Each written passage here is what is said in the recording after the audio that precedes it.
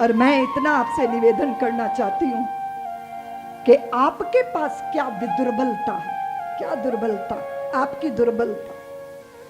किसी से भी बात करो भारतीयों से, आपका परिचय सबसे पहले जाति बोलते हो। लोग मुझे व्यासपीठों पे आके कहते हैं मैं फलाना हूं, सोचती हूं कोई तो आके कह दे मैं मनुष्य हूं, भारतीय हूं। हमारी पहचान हमारी जाति है, हमारी पहचान हमारा प्रांत है। अब एक नई बीमारी है कि तुम्हारी पहचान, तुम्हारी परंपरा, तुम्हारा संप्रदाय, कोई आर्य समाजी है, कोई सनातनी है, कोई ब्रह्मा कुमारी है, कोई स्वामी नारायण है, कोई कहते हैं मैं जैन हूं, कोई कहते हैं मैं बौद्ध हूं, कोई कहते हैं मैं सिख हूं। वो भारत मां के लालो, कभी तो कह दो कि मैं कुछ नहीं हूं, सिर्फ मां भारती का लाडला हूं, मेरी यही पहचान। कभी तो कहो। पार्टियों से लोग अपना परिचय देते, पार्टियों के साथ अपनी इज्जत जोड़े बैठे हो, जातियों के साथ अपनी इज्जत जोड़े बैठे हो।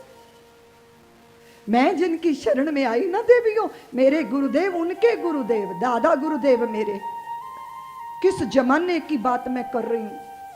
इतने अखंड ब्रह्मचारी थे वे परिव्राजक संत।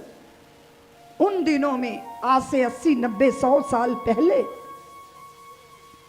भिक्षाटन के लिए गए। उधर से एक मेहतरानी थी, वो रोटी लेके आ रही थी। तो महात्मा जी ने, मेरे दादा गुरुदेव ने कहा, देवी मुझे भूख लगी है, रोटी दे दो। तो वो बोली कि नहीं महात्मा, मेहतरानी हूं मैं, ये रोटी आपको नहीं दे सकती।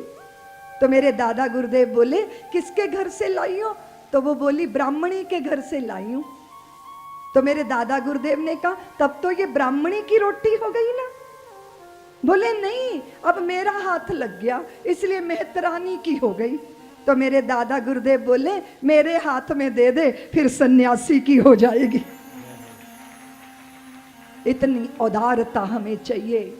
अगर तुम इस जड़ता को नहीं छोड़ोगे, तुम्हारा तो वो हाल है जैसे एक पहलवान था, दंड बैठक लगाता था, बाद में उसका वो जाता था खेतों में, पेड़ पकड़ के झुका देता था, फिर उसका ब्याह हो गया, 2-4 पुत्रों का पिता बन गया। एक बार खेतों में गया, डाल पकड़ी, नीचे झुकाई, डाल नहीं झुकी, ऊपर ही लटका रह गया। उदास घर आया, पत्नी ने पूछा क्या हुआ? बोले बात मत कर, तेरे ही चक्कर में पड़ के मैंने गड़बड़ कर लिया। बोले मेरे चक्कर में?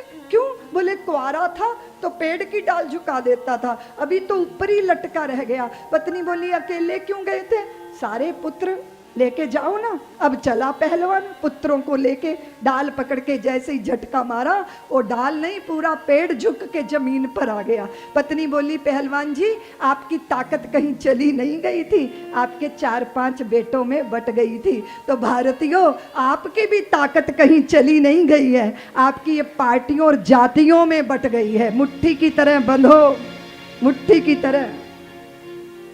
मुगलों के पैर उखाड़ दिए थे गुरु गोविंद सिंह जी ने, पंजाब की धरती पे घोषणा की थी, हम मति वाले हैं इसलिए ब्राह्मण हैं, हमारी भुजाएं शत्रु को देख के फड़कती हैं इसलिए हम क्षत्रिय हैं, हम इन 10 उंगलियों की मेहनत करके कमाना जानते हैं इसलिए हम वैश्य हैं, और हम सेवक भी हैं इसलिए हम शूद्र हैं, हम ही ब्राह्मण हैं, हम ही क्षत्रिय हैं, और हम ही वैश्य हैं, हम ही शूद्र हैं। सबने मिलकर ऐसा दम लगाया, गुरु गोविंद सिंह जी ने शीश दे दिया और मुगलों के पैर उखाड़ दिए। उधर गुरु गोविंद सिंह और इधर मराठों में छत्रपति शिवाजी। माता ने कह दिया था पुत्र क्या चाहिए? तू मुझसे पूछता है कि माँ तुझे क्या चाहिए? माँ तेरा जन्मदिन है, बता तुझे क्या चाहिए? तो माँ ने कहा शिवा तू मुझे देना चाहता है तो फिर दे दे। सिंहगढ़ के किले पर फहराता हुआ फिरंगियों का झंडा उतार दे और वहां भगवा पताका फहरा दे। क्या अपनी माँ को ये दे सकता है? विद्यावती की आंखों से आंसू बहे। लोगों ने कहा कि माँ तू भगत सिंह की माँ है, मत रो मत रो। विद्यावती ने कहा कि मैं अपने पुत्र के बलिदान पे नहीं रो रही, अपनी कोख पे रो रही हूँ। काश मेरी कोख ने एक और भगत सिंह को जन्म दिया होता तो मैं उसको भी देश के चरणों में समर्पित कर दे।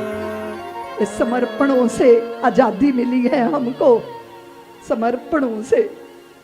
अंधा बेटा जिद पे अड़ा, माँ मुझे जाने दे, मुझे जाने दे, युद्ध में मुझे जाने दे। माँ बोली बेटा तू तो दुश्मन को देख ही नहीं सकता, तू क्यों जा रहा है? माँ मैं अंधा हूँ, सूरदास हूँ, गोली तो नहीं चला सकता, पर शत्रु की एक गोली सीने पे झेल कर किसी सैनिक की जिंदगी तो बचा सकता हूँ। ये समर्पण भारत की मिट्टी में था, इस मिट्टी के सौंधेपन में हम जीते रहे।